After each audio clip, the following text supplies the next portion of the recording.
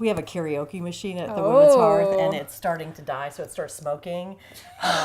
This is the second one they burned through. And you guys must do a lot of karaoke. That's impressive.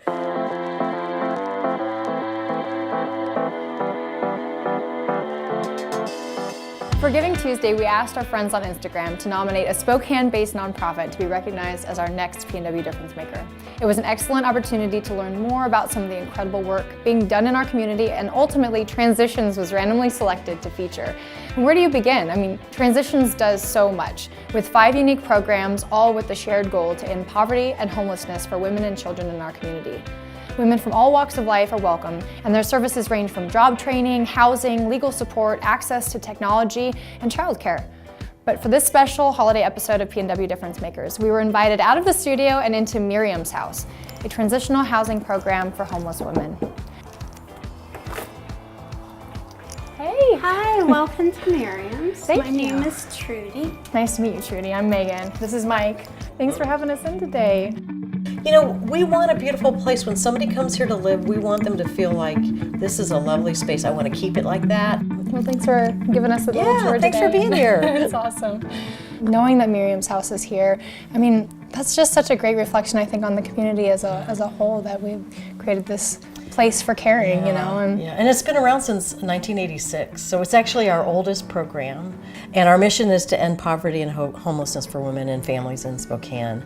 And so we do that in a lot of different ways. We do it through housing programs like Myriam's. How many women get to feel that sense of family and home here at a time? Sure, there's 9 bedrooms, and they're small, basically a twin bed, a desk, and then a closet, essentially. They've been in shelter, maybe they've been in their car or camping. I mean, they haven't had privacy at all, so maybe we all take that for granted. That's really critical to have that occasionally, and for the most part, we're always full. We have 9 women. Part of our job is to try to create a way for them to find one another and respect and trust one another. I'm gonna finish up this cup of coffee and we're gonna go explore this house.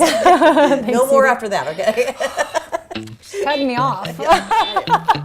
Thanks, Edie. Well, show us around now as somebody who kind of runs the joint right now.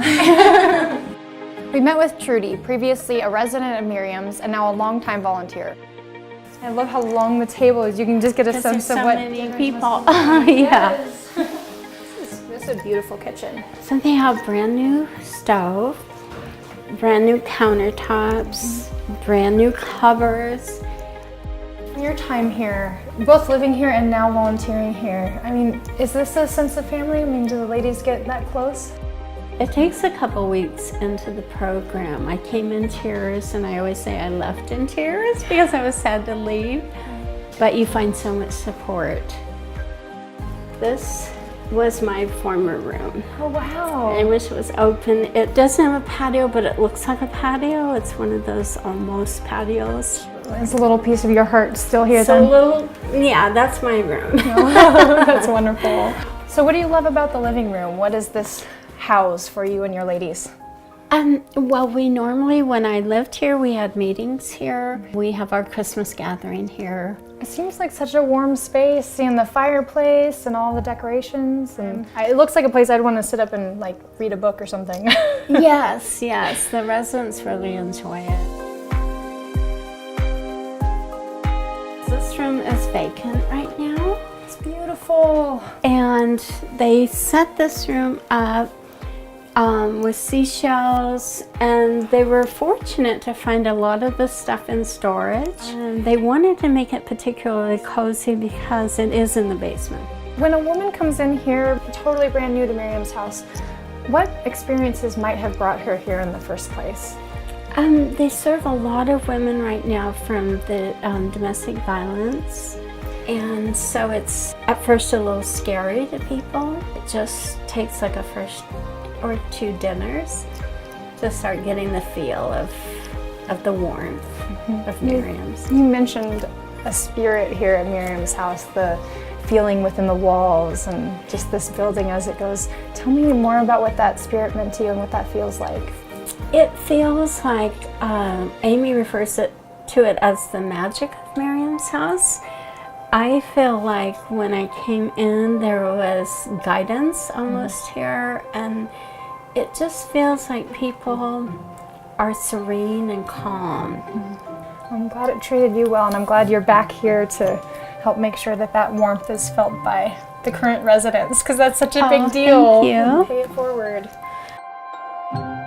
Well, gosh, to see how amazing this place is as far as warmth and comfort and just, I mean, the remodel, it shines, you know. I know. 1917, you said? Yeah. I mean, gosh. So kudos to everyone involved Yeah. in that project. They're creating an environment for support. Recognizing that for some people this is a really hard time of loss for them. You know, they've maybe burned a lot of bridges and don't have those relationships anymore. And so, you know, building the new relationships is positive, but I think you want to name the losses that have happened. Thinking of the viewers of this episode, you know, how can we encourage anyone, any member of the Spokane community to help lighten the load for somebody who might be on a more burdensome path? Always make eye contact. I might do a thumbs up, or, you know, it's the least I can do to recognize their existence. Let's up the game on the eye contact this season. Don't be afraid. Yes, love it. Thank you, Rudy. Yeah, thank you. Thanks for recording that extra question, Mike Rock. Thanks to all of the residents, staff, and volunteers who welcomed us into this loving space so that we could share it with you this holiday season.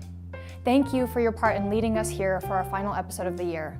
We're looking forward to meeting more difference makers in the new year. Cheers.